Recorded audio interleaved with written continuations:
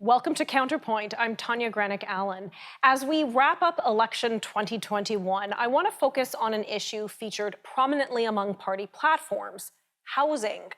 Housing affordability and availability has been a theme for these past few weeks, and understandably so. The average price of a home in Canada has risen to over $660,000. Canadians are now spending upwards of 50% of their income on housing.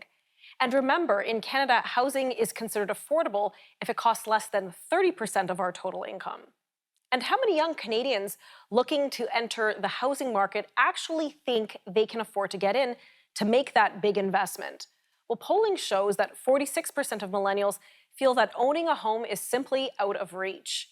With jurisdictions like Vancouver being the third most unaffordable city out of 87 cities in the English-speaking world, behind Hong Kong and Sydney, what will it take to cool the market? And for those Canadians who see their home as an investment and perhaps as their retirement savings, do they actually want to see a cool down? Well, joining me now to share their perspective on housing in Canada is Jason Mercer, Chief Market Analyst with the Toronto Real Estate Board, and Dr. Thomas Davidoff, Associate Professor and Director of the Centre for Urban Economics and Real Estate at the Saunders School of Business in the University of British Columbia. Thank you both very much for joining me today. Thank you. Okay, Pleasure, thank you. this is, for me, an exciting topic. I used to work in the development field, and my father is an immigrant to Canada, built and sold homes. So housing has always been such a critical issue to me. I'm actually really happy to see that this is getting attention coast to coast in this election cycle. So perhaps I'll start with you, Dr. Davidoff. Why is housing featured so prominently in this election cycle? Why now? Well, interest rates have come down dramatically during COVID, and people need more space. And because work from home is no fun when you're cramped. And so those factors have combined with the usual, lots of immigration over time, challenging environment in which to get homes built. And so we've got too few homes for too many people at a time when there's unusually high demand among people for homes. And so, like in many jurisdictions around the world, prices have really gone bananas lately, and they've gone bananas from a pretty banana starting place. So affordability is a real challenge, particularly to come up with a down payment to buy. Yes, and I think that's an interesting point to make, is that it already was quite a hot market. It was already quite heated. There was very low availability, high demand. Jason, out of Toronto, we've seen for the past number of years that the prices have just kept climbing. There hasn't been enough supply. For how many years do you feel that we have been, for lack of a better term, in a bubble or really in a crunch?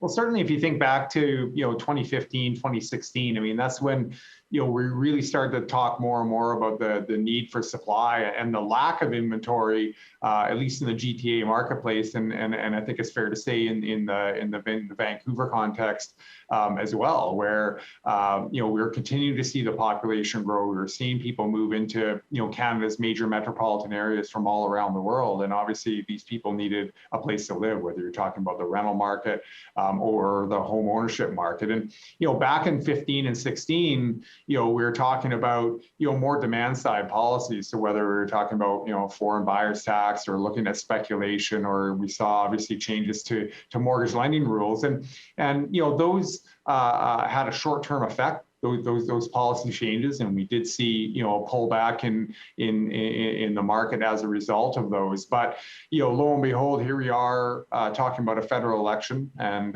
talking about policies within that context, and we're still seeing the very strong competition between would-be home buyers and very strong upward pressure on home prices, because we haven't got to the root of the problem, and that's finding a way to bring on more housing in the aggregate. Right. But also a greater diversity of home types. So, bridging that gap between single family homes in the traditional sense and condominium apartments. And that would give people the ability to move through the housing continuum on an affordable basis over time. And so, while it's good to see, all the major parties vying for office in this election, talking about housing supply, I think what will be interesting moving forward is also understanding, well, how the government at the federal level is going to collaborate with governments at the provincial and local level, where the rubber really hits the road when you're talking about Right. the development of housing. And we have provincial and local elections, at least in Ontario,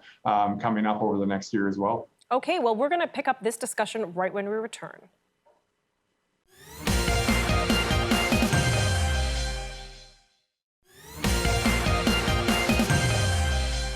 Welcome back. We're continuing our discussion on housing and how it's being featured prominently in this election cycle and what that means for Canadians. And joining me again is Chief Market Analyst with the Toronto Real Estate Board, Dr.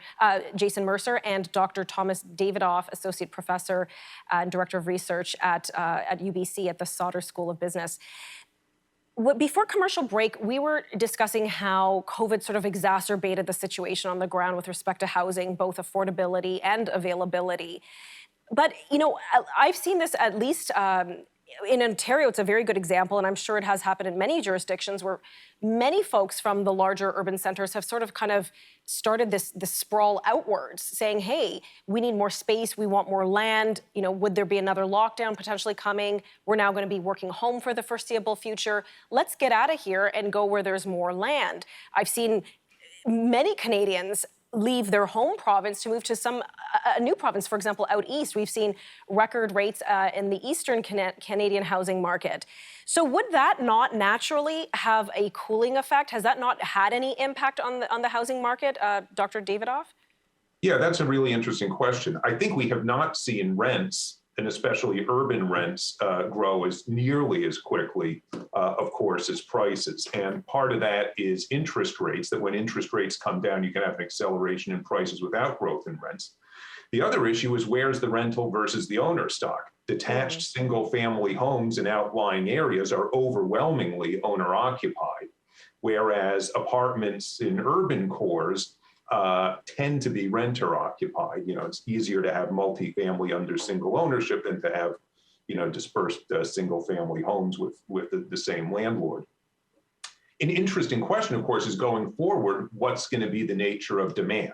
I think, 80, 90% chance we go back to people really want to be in cities. They don't like sitting in traffic. And, that's been a real hallmark of the millennial generation, but it's been a trend for years as cities went away from crime and have grown in amenity. Right. So that's where we were heading. And then that went, totally exploded with COVID, where people wanted detached and they didn't need to commute. So a long commute wasn't a downside. Now, is work from home going to be a big enough factor that trend gets reversed and it's just going to be the rural areas? That would be great for housing affordability, because it's really easy to build where there's plenty of land. It's pretty hard to add new supply where there's already supply in place.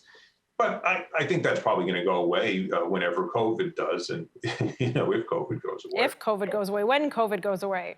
Yeah. Yeah, absolutely. Jason, you and I chatted about, I think, commercial real estate at one point on our show.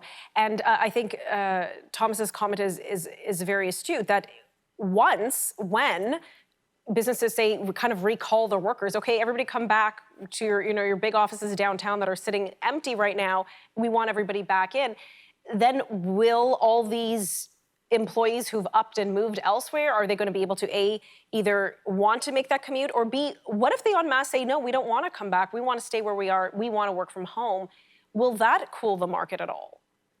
I think it's interesting, and I think sort of the back to work scenarios that could unfold in 2022 and 2023. I mean, that's probably the topic of a whole conversation or a whole episode. But one thing I will point out is that COVID-19 really put under the microscope a trend that we were already starting to see in the Greater Toronto area, really again since that sort of 2015, 2016 timeframe, where because of the shortage of inventory and tight market conditions and the competition between buyers, we were starting to see an acceleration in out-migration from the GTA proper into the broader Greater Golden Horseshoe. So, places like Hamilton, Kitchener-Waterloo, Barrie, Guelph, Peterborough, those type of areas where, we're already seeing that movement because, either from an affordability perspective or people were looking for a certain type of home or a combination thereof. And then I think, with COVID-19 and the opportunity and requirement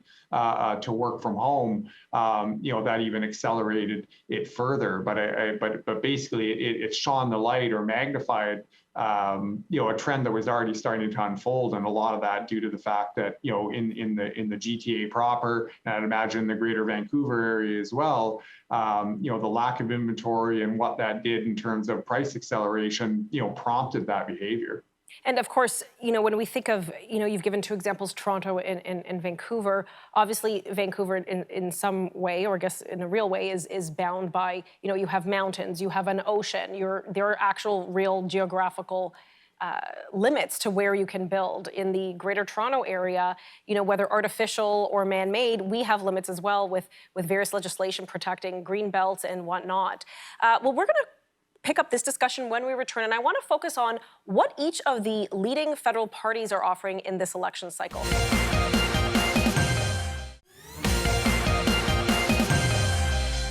It's election time, and with the election came a very heavy discussion on housing and housing affordability. And joining me to help us unpack it all is Jason Mercer and Dr. Thomas Davidoff.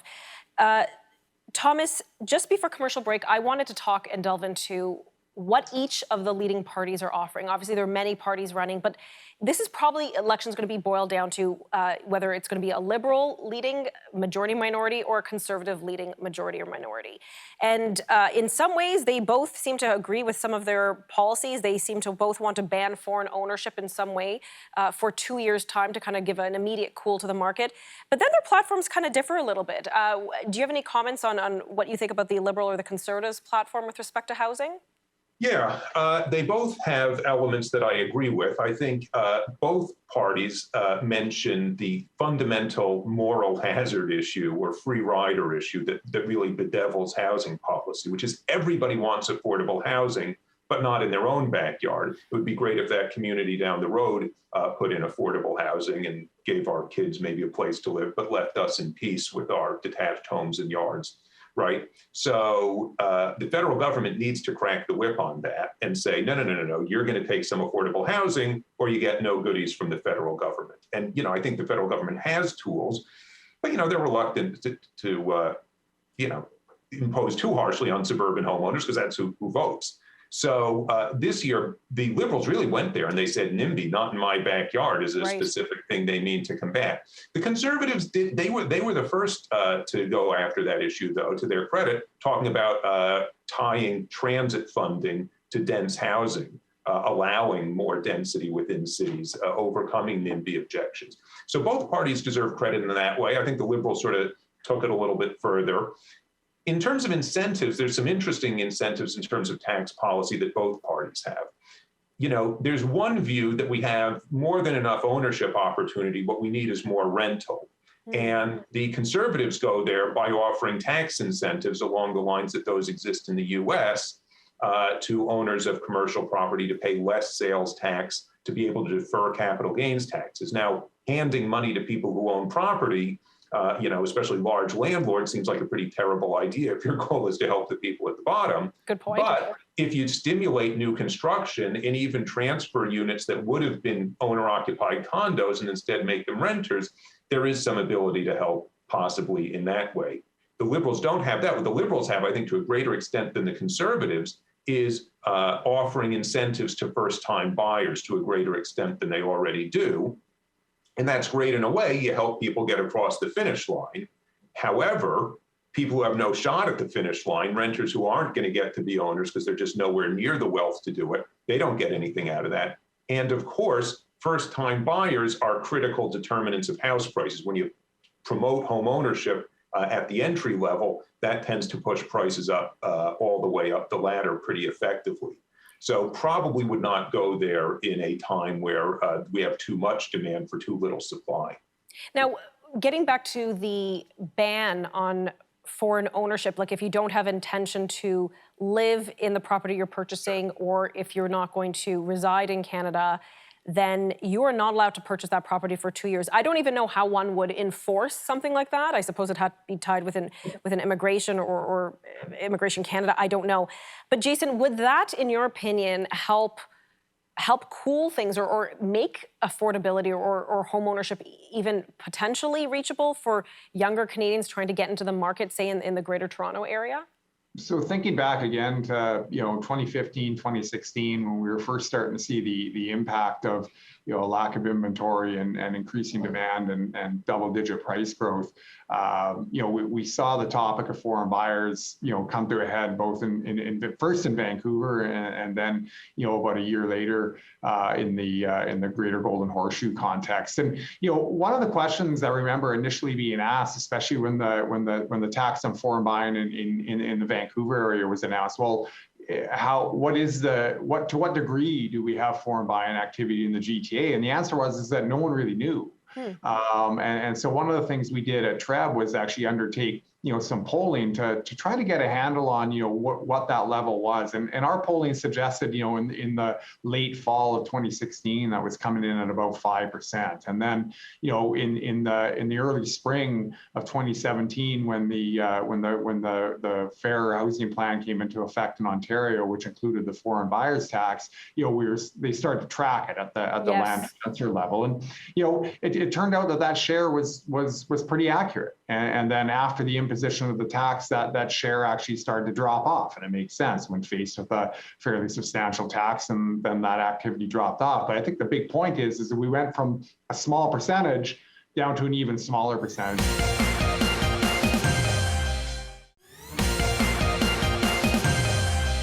Welcome back. We're wrapping up our discussion on housing and housing affordability, especially as it played into this federal election 2021.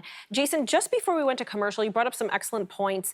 One thing you touched upon was immigration. And I recognize that during at least the first year with COVID, now we're in multiple years, but in the first year of COVID, there was a halt on immigration. And I thought, okay, that may have helped cool things down naturally because there would have been less demand for housing with fewer immigrants coming in. But now we see those numbers are, I guess, kind of being restored to where they were. Did that pause on immigration have any effect on the market? Well, not really. Like if you think about the type of recovery that we saw both in the second half of 2020 and then certainly through the first half of 2021, demand was strong, and that's because there was so much pent-up domestic demand. That we continue to see a lot of interest in ownership housing really throughout the Greater Golden Horseshoe and other areas across the country, and it gets back to the importance of being able to account for population growth as we move forward, because one of the tenets of the overall federal recovery plan is to really see an increase or an acceleration of immigration into the country, and major metropolitan areas like the Greater Golden Horseshoe or the Greater Vancouver area are going to be the great beneficiaries of these newcomers, but it'll be important that they can find affordable housing, whether we're talking about the rental market or the ownership market. So again, we're talking about in a federal election the need to bring on more supply, but we also need to see that collaboration, or at least have an understanding of how the federal government would work with different other levels of government to bring on that supply in greater numbers and greater diversity as well. Okay, Dr. Davidoff, when we, again, I feel like I'm beating this dead horse, but when we talk about the foreign home ownership ban for 2 years if you're not planning to live in Canada, there has been some concern that jurisdictions like, for example, the United States of America, would they consider reciprocating this to Canadians? Because Canadians who don't full-time reside in Canada own a lot of real estate in the United States south of the border. Could that be something we should be anticipating, a reciprocation of that kind of ban? Yeah, I don't know that would be a big policy concern. And politically, it might be, because, of course, snowbirds are probably a demographic that votes pretty heavily. But, you got a second house. That's not, I think our first priority is people without homes at all. I also think the retaliation isn't particularly likely. It would be greatly hypocritical, because there's a really important difference in the tax structure between the U.S. and Canada, which is schools are funded by property taxes in the U.S., so 1-2% property taxes aren't unheard of. So you'd be paying a very punitive property tax rate in Canada before you equaled the property tax that a foreign owner pays in the U.S. And of course, until recently, you could deduct property taxes as an American homeowner from your income tax, but not as a foreign owner. So, for a long time, Canadians, I think, did very poorly in America relative to American homeowners. So I think getting agitated about what Canada does with foreign buyers, not probably front of mind. I would say generally, I think the juice has been squeezed from the foreign buyer lemon with the foreign buyer taxes in BC and Ontario. So, of course, it's not surprising that you'd see the parties elbowing their way to the front of the tax foreign people line in an election. But I don't see that as a big deal for affordability. Okay, we have 45 seconds to wrap up. I'd like just quickly your thoughts. What does housing look like in Canada in the next 5, 10, 25 years? Well, certainly, I mean, and Professor Davidoff made the point earlier that we probably see, some sort of reversion back to, the pre-COVID norm, and we're starting to see it in the Greater Toronto area in the sense that, when we did polling at the end of last year, first-time buyers were accounting for about 40% of intending buyers, and so I don't think it's a surprise that, whereas the condominium apartment market was pretty soft in the early days of COVID, it's tightened back up again, particularly in the city of Toronto, but other nodes. So, look for that, reversion back to, more standard patterns in terms of housing. Okay, Dr. Davidoff, just 10 seconds. Yeah, huge supply-demand problems going forward. Population growth isn't going to stop. People are going to want to be in a well-governed, friendly to global warming climate, and we're going to need to build enough homes, multifamily homes, to accommodate that. Okay, thank you both so very much for your insights today. I really appreciate it. Very well. Thank you. Lots of important points raised there, but of course the lingering question is, how do we bring the housing market back in reach so that young homeowners in Canada can afford to make that huge investment? For Counterpoint, I'm Tanya Granick-Allen.